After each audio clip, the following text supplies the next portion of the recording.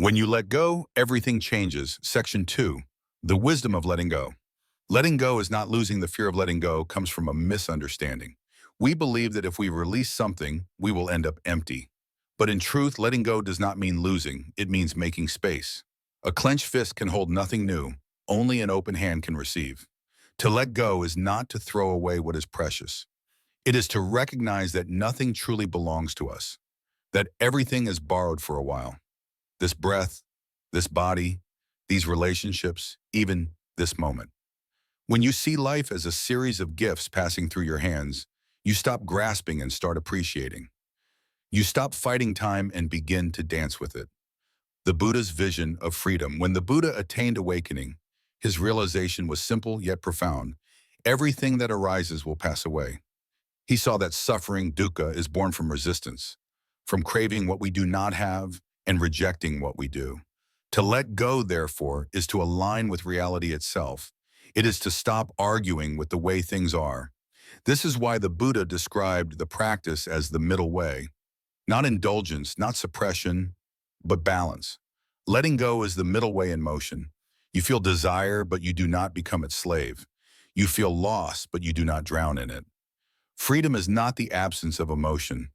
It is the ability to experience emotion without bondage, the story of the overflowing cup. One day, a proud scholar visited a Zen master. He had read hundreds of scriptures, debated with monks, and came to learn about enlightenment. The master served him tea. He poured until the cup was full, and then kept pouring. Tea overflowed onto the table, then to the floor. Startled, the scholar shouted, "Stop! It's already full. Can't you see?" The master smiled gently. "Exactly. You are like this cup, full of your own opinions. How can I pour wisdom into you unless you first empty yourself?" Emptying my cup of the mind. The overflowing cup is a mirror for our minds. We are filled with knowledge, stories, identities, and fears. When something new tries to enter, a truth, a change, a loss, it spills over because there is no space. Letting go means emptying the cup, the courage to admit, "I do not know." In that emptiness, learning becomes possible. Humility becomes wisdom. Every spiritual path begins with this emptying. Without it, even the most sacred words turn into noise. Ask yourself now, what am I so full of that nothing new can enter? Is it resentment? A story of who you think you should be? A plan that refuses to change? The first step of wisdom is making room. The paradox of release. Letting go feels like loss at first. But with each release, something beautiful happens. You become lighter. You start to realize that the things you were clinging to were also clinging to you, and both were suffering. Like two hands locked in fear, neither could move until one decided to open. Sometimes the courage to let go is the greatest act of love you can offer, to yourself and to others. Understanding through anicca, impermanence. The Buddha taught the three marks of existence: anicca, impermanence; dukkha, unsatisfactoriness; anatta, non-self. To see clearly is to understand that everything changes and that nothing is truly me or mine. Meditating on impermanence softens the heart. You watch the breath arise and pass away, and you realize life itself breathes like this. Every moment dies so the next can be born. When you cling, you try to stop this sacred rhythm. When you let go, you move in harmony with it. How the mind creates chains. The mind loves possession. It builds invisible chains. My career, my partner, my belief. Each "my" is a link. When life pulls one away, pain strikes because we think a part of us was stolen. The Buddha compared this to a person carrying a burning torch against the wind. The tighter he grips it, the more it burns his hand. The wise one simply releases the torch. To let go is to drop the torch. The fire of craving cannot hurt the open palm. The freedom of acceptance. Letting go does not mean approving of everything. It means accepting that this is how it is right now. Acceptance is not weakness. It is wisdom that refuses to waste energy fighting reality. When you accept, your heart relaxes. From that relaxation, right action naturally arises. Think of a sailor. He cannot control the wind, but by adjusting the sails, he reaches the shore. That is the art of letting go in motion. Grieving as a path to letting go. Many people ask, how can I let go of someone I lost? The answer, by allowing yourself to grieve fully. Grief is not the enemy of letting go. It is its companion. To cry is to cleanse the heart. To mourn is to honor love. The Buddha himself wept when people died. Compassion includes sorrow, but he did not drown in it because he saw that even sorrow passes. Letting go is not to forget, but to remember without chains. The practice of observation. Letting go begins with observation. Sit quietly and watch the mind. Notice how thoughts come and go. One moment you remember, the next you worry, then you imagine. Who is watching all this? That watcher, that pure awareness, is untouched by gain or loss. When you rest as the watcher, you see that attachment happens inside the movie of the mind, while your true nature is the screen itself, vast, silent, unchanging, from attachment to appreciation. When you stop clinging, you start appreciating. The sunset becomes more beautiful precisely because you know it will end. Each breath becomes sacred because you know it will fade. Attachment says, stay forever. Appreciation says, thank you for being here now. This shift transforms daily life. You no longer demand from the world, you receive it with gratitude. You no longer say, mine, but what a miracle that I can experience this at all. That is the fragrance of freedom. Letting go of thoughts. Thoughts are clouds. You are the sky. They come, they go, but the sky remains. When you meditate, thoughts will arise. Memories, judgments, plans. You do not have to chase or fight them. Simply say, thinking, and return to the breath. This is how you train the mind to loosen its grip.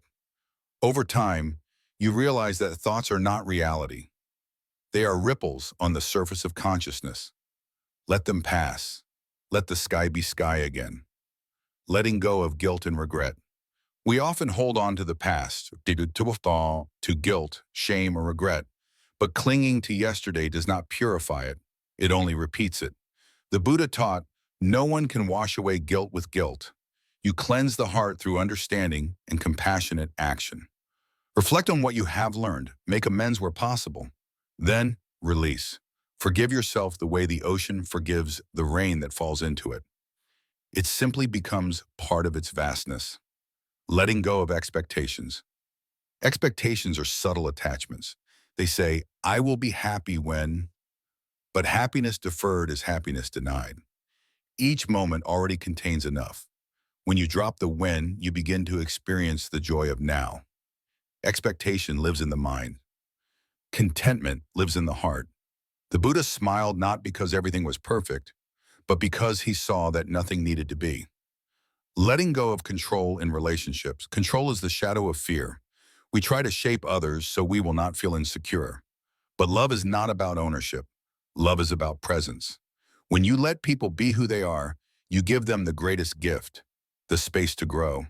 If they walk beside you, it is out of freedom, not obligation. And that kind of companionship lasts far longer than control ever could. Letting go through breath.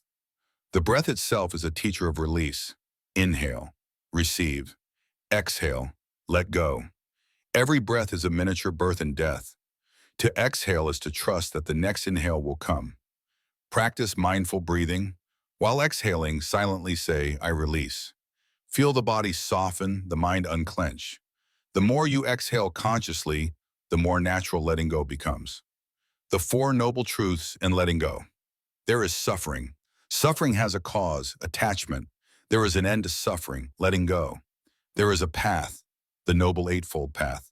Every step on that path, right view, right intention, right speech, and so on, is an act of release, releasing wrong understanding, harmful intentions, unwholesome habits. Letting go is not a single event. It is a lifestyle of freedom, practiced moment by moment. The wisdom of no self, anatta.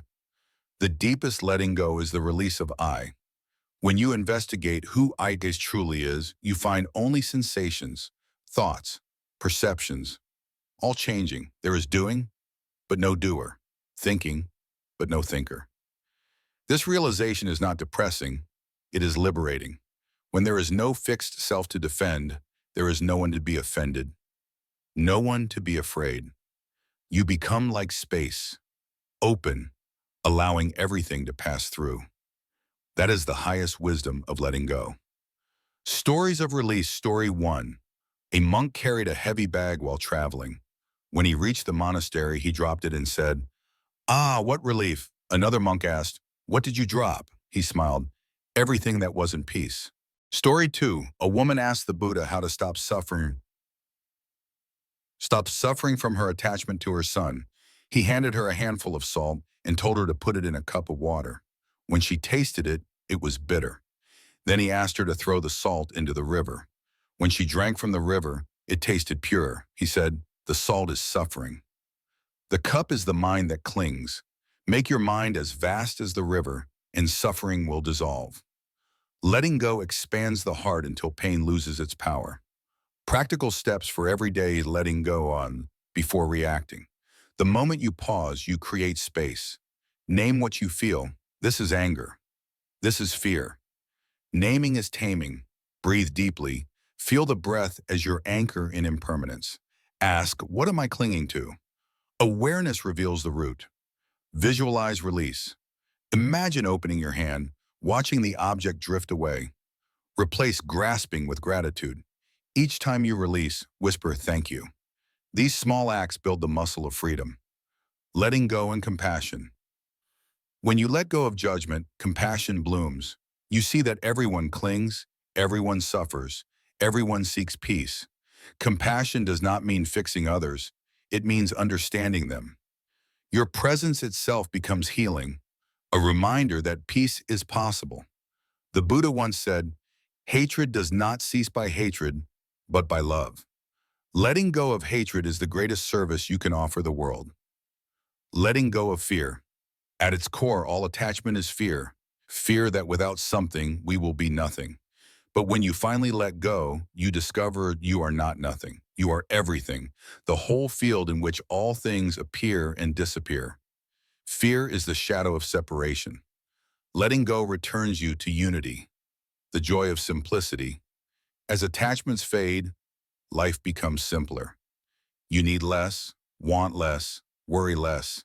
You start noticing small miracles, the sound of rain, the smile of a stranger, the taste of tea. Simplicity is not poverty. It is richness without excess. It is freedom from the clutter of wanting. When the heart is light, gratitude flows naturally. Letting go is daily practice. Make letting go part of your day. Before sleep, release the day. Upon waking, release expectation. During work, release comparison. During rest, release guilt for resting. Each release polishes the mirror of the heart until it reflects pure peace. The final teaching, nothing to hold. In his last words, the Buddha said, "All conditioned things are impermanent. Strive on with diligence."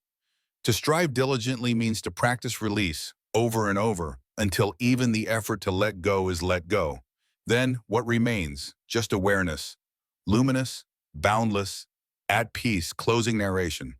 Soft flute returns, distant temple bell. Letting go is not the end of life.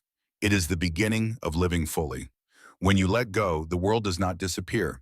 It finally appears as it truly is, shimmering, transient, beautiful, free.